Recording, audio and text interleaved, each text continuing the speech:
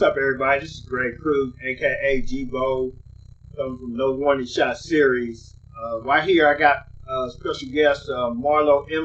from 59 Brims, and this guy got a powerful testimony for y'all. Real quick, we've been on the same prison yard together, and we've been through some negative situations, and we eventually turned our lives around. But before I get into that turn the lives around part, I want Marlo to share some of the negative stuff that goes on within the prison system.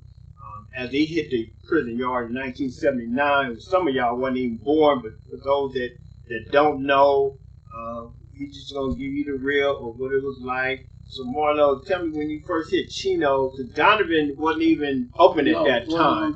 So our reception was Chino, and we coming from Dago, with pretty much Blood City. Now you went to Chino, so now you did. And keep in mind, this is California prison, so we're dealing with every person in California that gets in trouble goes to these prisons. So if you can share what it was like when you first hit Chino in 1979. Okay, like I said, when I first in '79. Now, at the time, San Diego, we're a big metropolitan, but we're really not that big as opposed to Los Angeles. Right. Now, Los Angeles is completely the opposite of San Diego. There was Crips there, and the biggest Crip car at the time was Compton, but there was Watts, and they sets were so big that they were separated into more gangs than we was as a gang all together. Period. Right. And they let you know that, and if you was they wasn't scared to because there was so many of them that they was not scared to let you know that you don't got no win. I don't care how tough you been, or you stay in your lane and you get a pass. And it's not so much as because first of all you want to be you want to rap San Diego, but now you got to remember while you repping San Diego, it was a couple of times, and any blood that was around in the early days know that we got beat up. It's make no mistake about it. We went to the hole. We held ours, and they know that them boys down in Dago ain't no joke. But you was outnumbered. So being that you was outnumbered like that, it wasn't never peaches and cream. It was always, always you. Now you got three functions. See, because about at this time they have the Crips. And all the Crips, they kind of separated, but the LA Crips is the overall big gang. They the biggest gang. Now the Bloods, you have a few LA bounty hunters and Pasadena, and even with all four of the Blood, 5, 6, 10 of the Blood gangs mixed together, they didn't put a dent in one of the LA cars. You know what I'm saying? And being that the Bloods were so thin, you had to get to know Denver Lanes and Lime Hoods, and because it might be you might be in a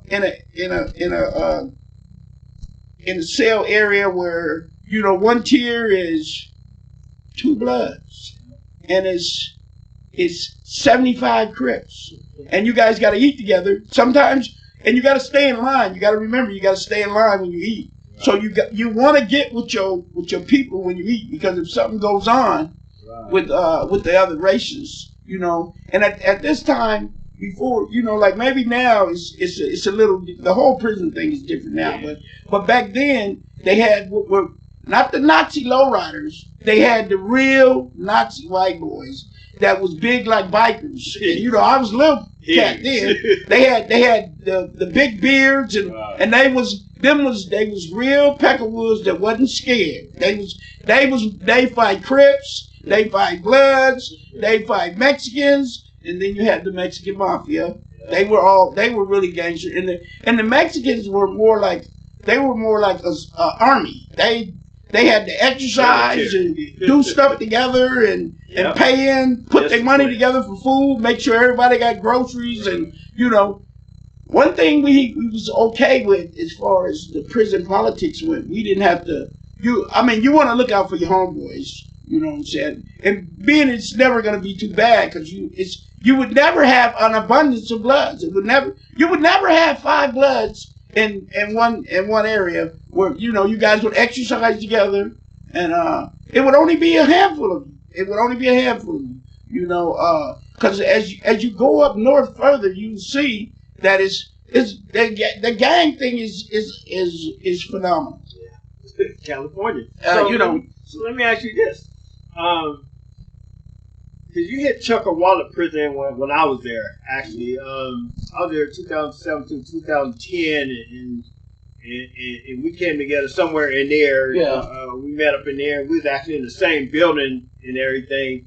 And then there's a lot of activity going on when you have rec yard, for those who don't know, when you come out and exercise or just walk around, or softball games and all that kind of stuff. You kind of get out the monotony of the same routine over and over again and just break it up a little bit.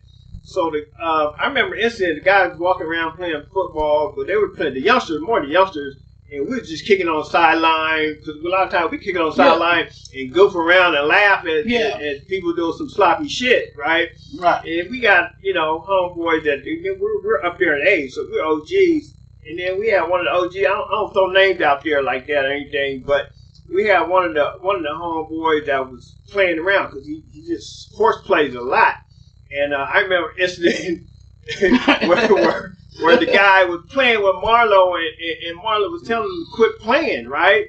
And so I'm reading the newspaper right over. We standing there kicking like we talking right here, and he came over, started playing with Marlo again. Marlo, man, I told you to quit playing, right?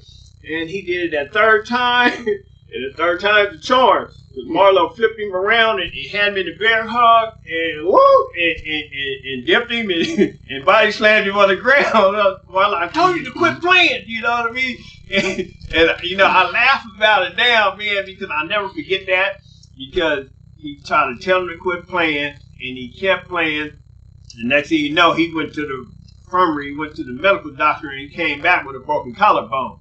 And it's all in playing, but a lot of times when we tell people, don't play in prison. You better quit playing in prison, because prison is serious business. We joke around sometimes, but at the same time, I had a homeboy that, from Farrell, and one of my homeboys from Skyline had got into it behind joking around, and one got their feelings hurt, and now we got a situation where one of them got choked out and all this kind of extra stuff. But that's how it goes, man. So share some of that, man. Okay, now we like Greg said, by the time I got to, by the time I got to prison in Chuckawalla, then I'm starting to, I'm leaving my children, my wife at the time, and my family, and my family's starting to go, yeah, you just talking for, but it's time to start seriously changing. Okay, check this out. I like where you're going with this. So what we gonna do is there you have it, ladies and gentlemen. Because we finna get into some real stuff. So follow us. Stay tuned. This is Greg Cruz, aka G-Bo, with Marlo Terry, aka M Hug, and we gonna go into this next episode and stay with us on No One Shot series, because we getting into some real stuff right now.